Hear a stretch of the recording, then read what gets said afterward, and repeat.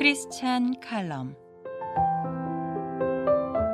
핑계 없는 무덤은 없다는 속담을 기억하실 것입니다.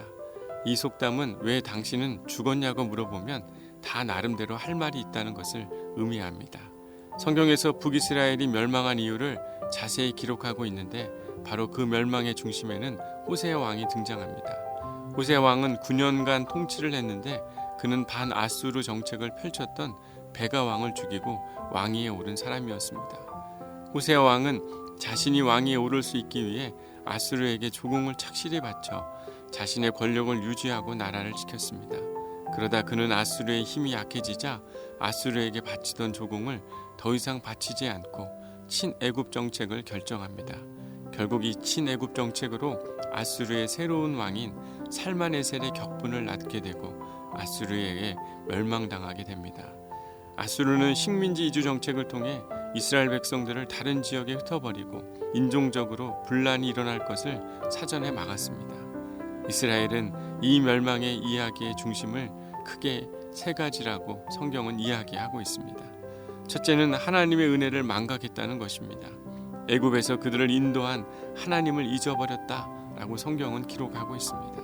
고난이 오면 하나님을 의지해야 하는데 조금씩 남유다를 압도하는 군사력과 경제력을 가지자 하나님을 외면했던 것입니다.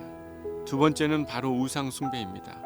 멸망의 가장 근원적인 원인은 바로 왕들이 여로보암의 죄에서 떠나지 않았다고 성경은 기록하고 있습니다.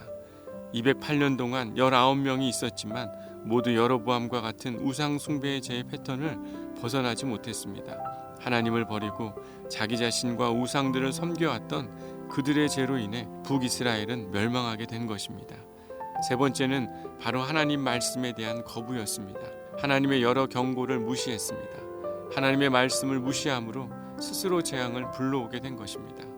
북이스라엘이 아수르에 멸망하게 된 모습, 그 이후 남유다도 또한 멸망하게 됩니다. 남의 실수를 보고 배워야 하지만 역사의 비극을 배우지 않고 136년이라는 오랜 기간이 남았지만 결국 그들도 바벨론의 손에 처참히 멸망을 당합니다. 사랑하는 여러분, 하나님은 우리에게 기회를 주십니다. 하나님, 우리가 하나님의 은혜를 망각하고 우상을 세우며 하나님의 말씀을 듣지 않을 때 우리 또한 위기의 길을 걸을 수 있습니다. 우리의 삶을 되돌아보며 하나님의 은혜의 길, 용서의 길을 깨닫고 하나님께로 다시 돌아가는 저와 여러분의 소중한 하루가 되시기를 바랍니다. 지금까지 양문교회 장희 목사였습니다.